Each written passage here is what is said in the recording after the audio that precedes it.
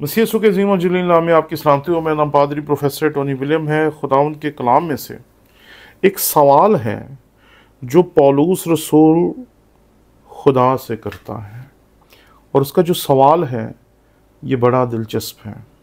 उसका सवाल ये है कि या खुदावंद तो कौन है। ये जो सवाल है इसका वो जवाब खुदा से तलब करता है। जब वो ज़मीन पे गिर जाता है उस पर एक नूर चमकता है और वो खुदा से ये सवाल करता है क्या खुदावंद तू कौन है। ये एक ऐसा सवाल है जो हमें अपनी ज़िंदगी में ज़रूर खुदा से पूछना चाहिए, क्योंकि ये वो सवाल है जो आपकी ज़िंदगी में बुनियादी हैसियत का हामिल होना चाहिए। और खुदा जो है आपके हर उस सवाल का जवाब आपको देना चाहता है जो आप अपनी ज़ुबान से नहीं बल्कि अपनी रूह से पूछें। क्योंकि जब आपकी रूह आपसे बात करती है, जब आपके अंदर से, आपके बातन में से कोई सवाल निकलता है, तो खुदा उसका जवाब ज़रूर देता है। और पौलुस रसूल है जो खुदा से ये सवाल पूछता है और खुदा उसके सवाल का जवाब देता है। लेकिन क्या करें कि खुदा जो है उसने सवालों का जवाब देना तब शुरू नहीं किया जब इंसान ने पूछना शुरू किया। वो सवालों का जवाब तब भी देता था जब इंसान पूछते भी नहीं थे। और यहाँ जो जवाब है वो पौलुस रसूल से हज़ारों साल पहले एक शख्स को खुदा ने दिया था, और वही जवाब पौलुस रसूल के लिए भी था और वही जवाब आज आपके और मेरे लिए भी। खुदावंद ने अपने बंदे से कहा, मैं खुदाए कादिर हूँ, तू मेरे हजूर में चल और कामिल हो। इब्राहिम, खुदा ने उसे कहा, मैं खुदाए कादिर हूँ, तू मेरे हजूर में चल और कामिल हो। ये है खुदा जो अपनी कुदरत को हम पे ज़ाहिर करता है, अपनी शख्सियत को हम पे ज़ाहिर करता है, अपनी हकीकत को हम पे ज़ाहिर करता है कि वो ऐसा है जो हमें उस मुकाम पर लेके जा सकता है जिस मुकाम के लिए हम इस दुनिया में आए हैं। आज जब दुनिया कहती है ना कि हम तो ऐसे ही इस दुनिया में आ गए, तो ये एक ऐसी हालत है जो कि इंसान को कियोस की तरफ लेके जाती है, उदासी की तरफ लेके जाती है, परेशानी और दुखों की तरफ लेके जाती है। क्योंकि इस दुनिया में हर चीज़ मकसद के साथ है, तो अशरफुल मखलूक़ात कैसे मकसद के बग़ैर हो सकती है।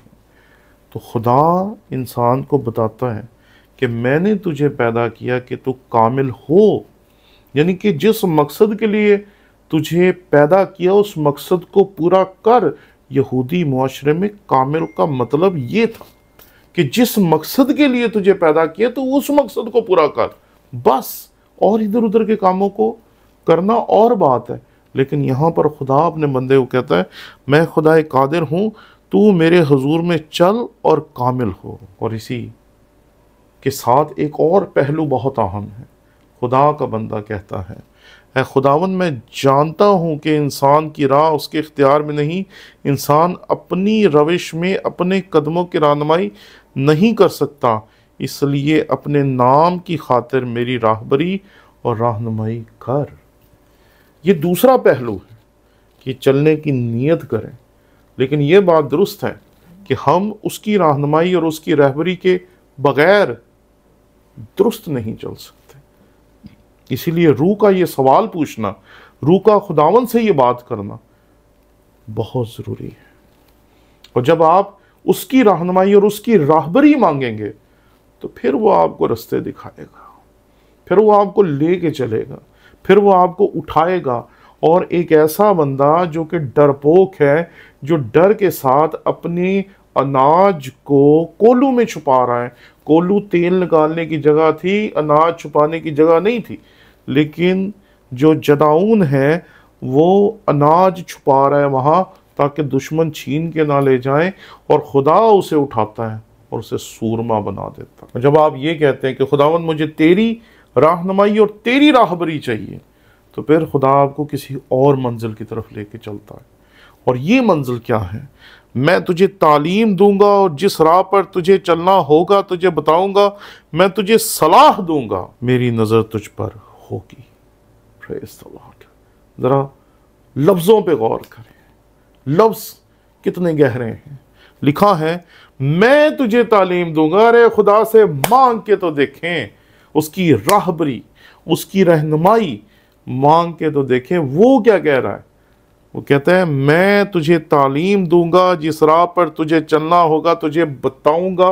दाऊद को नहीं पता था कि उसने बादशाह बनना है, वो तो एक वफादार चरवाहा बना और उसी की वफा को खुदा ने इतनी बुलंदी बख्शी कि उससे उसने बादशाहत अता कर दी। मैं तुझे तालीम दूंगा और जिस राह पर तुझे चलना है बताऊंगा। और अगला हिस्सा इससे भी कमाल है, मैं तुझे सलाह दूंगा। अरे जिसका मुशीर खुदा हो, जिसको खुदा का रूह बताए कि उसने क्या करना है और क्या नहीं करना, किन रस्तों पे चलना है, किन को नहीं चुनना, किस तरफ जाना है और किस चीज़ को रद्द कर देना है, उसे तरक्की करने से रोक कौन सकता है? ज़रा सोचें। अरे हम तो ऐसी रूह अपने अंदर लेके बैठे हैं जिसके बारे में हम ये सोचते हैं कि इंसान ऐसे ही बन गया, ऐसे ही पैदा हो गया। कुछ कहते हैं बंदरों से पैदा हो गया, कुछ कहते हैं यहाँ से पैदा हो गया, कुछ कहते हैं वहाँ से पैदा हो गया। मैं आपके सामने वाज़े तौर पर कहना चाहता हूँ, वाज़े तौर पर, कि हमें खुदा ने पैदा किया और अपने मकसद के लिए पैदा किया कि हम उसकी इस दुनिया को बेहतर बना सकें। और इस दुनिया को बेहतर बनाने के लिए मेरा बेहतर बनना बहुत ज़रूरी है, तेरा बेहतर बनना बहुत ज़रूरी है, हम सबका बेहतर बनना बहुत ज़रूरी है। अगर हम बेहतर नहीं बनेंगे तो इस दुनिया को कैसे बेहतर बनाएंगे? It is very tough question. और आखिरी चीज़, मेरी नज़र तुझ पर होगी।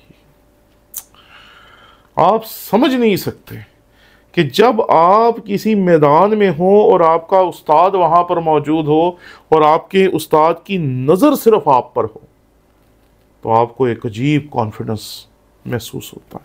आपको पता होता है कि मेरा उस्ताद मुझे देख रहा है, मुझे गलती नहीं करने देगा। और अगर आपके अंदर ये बात हो या ये एहसास आपके अंदर हो कि आपका खालिक आपको देख रहा है, तो फिर तो गलती के बारे में सोचना ही नहीं बनता। ज़रा सोचें कि क्या लेवल होगा कि जब आपके अंदर ये बात मजबूती से जड़ पकड़ लेगी कि मेरा खुदा मुझे देख रहा है और मेरी रहनुमाई कर रहा है। खुदा करे कि हमारी रूह ये सवाल पूछे और खुदा के इस जवाब को कबूल करे। आमीन।